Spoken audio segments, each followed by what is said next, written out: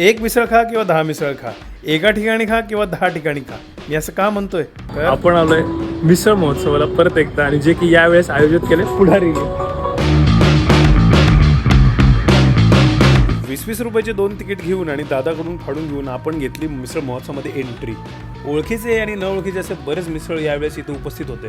वेळ न दवडता आपण गेलो ठाण्याची मिसळ म्हणजे मामलेदार. दादाला ऑर्डर दादाने चालू केली असेंब्ली. फरसाण, तर्री, कांदा, लिंबू आणि प्लेट दिली आपल्या हातात. ही प्लेट घेऊन आपण झालो असं नसतं. मिसळवर टाकले कांदे, पिळलं लिंबू.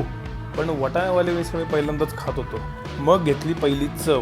फर्स्ट इम्प्रेशन ठिकठिक आणि चांगलं. मिसळ अजिबात तिखट नाही आहे. जर तुम्हाला तिखट चालत नसेल तर तुम्ही मामलेदार नक्की ट्राय करू शकता. मग गाडी वळली चुलीवरची मिसळ खायला, जिथं दादाने हेलिकॉप्टर शॉट दिला भाजीला. मग वाढला आमच्या ताटात. त्यानंतर कांदा, लिंबू, पाव, फरसाण, तर्री.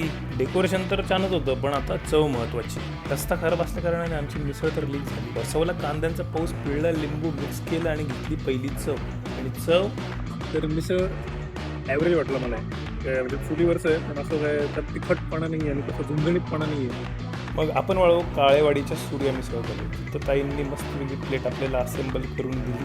प्लेट घेऊन आपण शोधलं आपलं आसन आणि झालो असं नसतं. मग काय तेच नेहमीची असेंब्ली, कांदा, लिंबू, उसळ आणि चाखली पहिली चव. मिसळ एक नंबर आहे, छान आहे, काळा रस्सा आहे आणि कोकणी चव तर एकच नंबर. या मिसळ महोत्सवाची सांगता मी या कात्रज डेअरीच्या सुगंधी दुधाने केली. तुम्ही पण नक्कीच व्हिजिट करा पुढारी मिसळ महोत्सव, जे की आज 7 तारीख आणि उद्या 8 तारीख न्हाटे लॉन सिंहगड रोडला आहे.